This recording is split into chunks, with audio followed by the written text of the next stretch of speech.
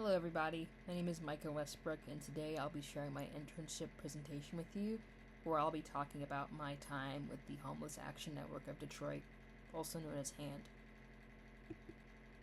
So before we discuss, we will begin with our timeline.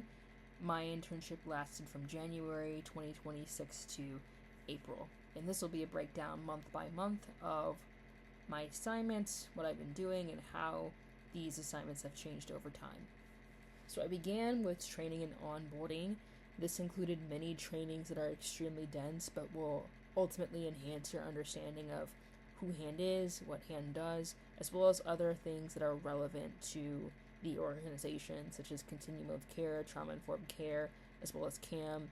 There's even an acronym training that breaks down all of these acronyms because they will be referred to later, and it's a really big stepping stone that is an important part of the role that does start in January.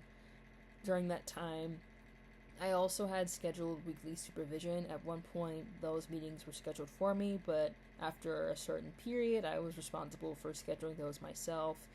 And with my institution, I also had a learning plan that I was required to make.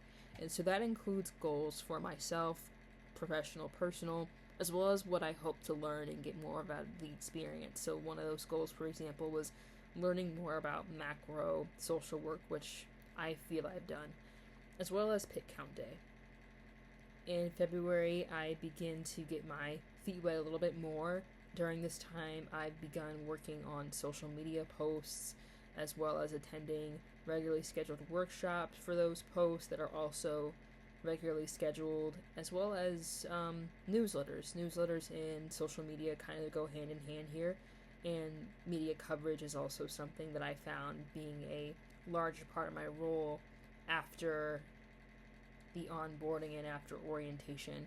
And these meetings include HAND training committees and rapid rehousing meetings, which will be discussed more later. And because February was a little bit shorter, I had 2 process recordings due that month.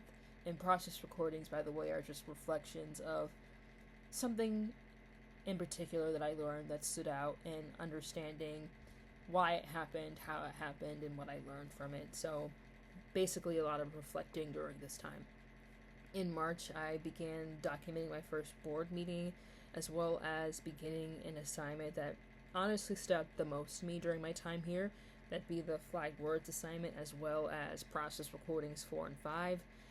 Along that, I'm also, doing those social media posts, the weekly supervision meetings, so in a way it's kind of cumulative.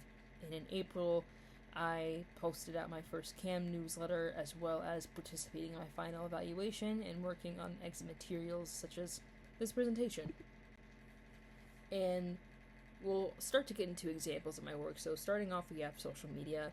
Social media posts are scheduled on a weekly basis, and they're not submitted until you get approval, but they are basically assignments in which I am choosing content that is relevant and or useful to the community at large. So in this case, it's folks experiencing homelessness, but it also revolves around diversity and social justice topics, since I find that these subjects are naturally relevant as well outside of major holidays, as we can see to the left, such as Ramadan and the Lunar New Year.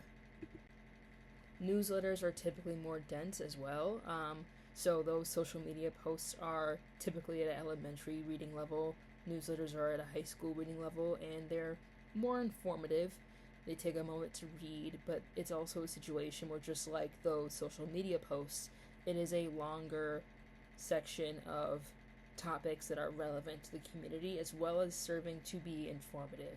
So we can see mutual aid, the history of home and property ownership, as well as others. So instances in which maybe a person does not know their rights or what resources they really have in their disposal, and resources like this can help them. Another assignment is the meeting coverages I discussed about earlier, and so we can see my rapid rehousing notes as well as the HAND training notes. These are both initiatives in which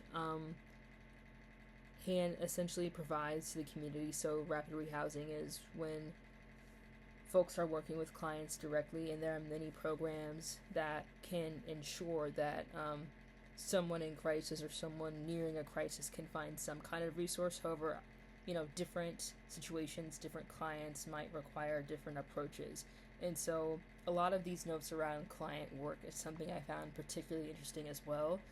And with hand trainings, there are many relevant trainings, and these range from like culturally competent or trauma informed care to domestic violence trainings that are really helpful and informative. And these notes serve to essentially get colleagues up to speed, so if someone is not able to attend a meeting, that is there for their reference, as well as like anyone who needs a refresher, which means that the notes must be pretty detailed and free of errors. So my most memorable moment, I would say, is the pit count. So before I explain why, the point in time count or pit count is a yearly event at hand in which there's a count of all people who are experiencing homelessness in a specific day in January. And this is essentially working as a guide for us to assess how we can best serve folks, and that starts with identifying how many people need help. And so in this case, I found this moment to be most memorable because this was my first hands-on experience working with this organization, helping with like inventory and stuff like that, and moving in between offices. And this was also an opportunity for me to begin, placing names to faces and meeting colleagues that I've only saw in meetings virtually. And after this experience, I felt much more involved with this organization, and it was a good experience all around. I would say that my most advanced project would be the flagged words assignment. So this is basically something that HAN had to enact after some federal changes, specifically guidelines around language that HAN needed to be in compliance of. And so this was a situation that I found most interesting because even with a thesaurus, I found myself essentially having to shift my paradigm in ways that I've never had to before, and being able to communicate certain messages to people while not using language you might be used to. It's definitely a task, but it's something that has helped me because as social workers, we must be flexible. So I've completed over 225 hours here at HAND. The requirement here for my institution, Wayne State, is 225. However, I've exceeded that. At HAND, there's always something to do, and typically time flies pretty quickly. So I began my time at HAND with a particularly strong interest in interpersonal practice. And during my time in my social work program, I found that there are many issues that unfortunately cannot be addressed by interpersonal practice. And this has essentially piqued my curiosity for meso and even macro level social work. And so after my experience at HAND, I found a lot more interest in community building, specifically in the city of Detroit, as well as other things that I consider meso, such as school social work. So perhaps I may not be in policy, but locally I would love to have more of a presence outside of an office, just because I want to expand my reach with the community. Thank you guys so much for your time and listening to my experience with HAND. And with that, I have my resume and my contact information as well. Thanks so much.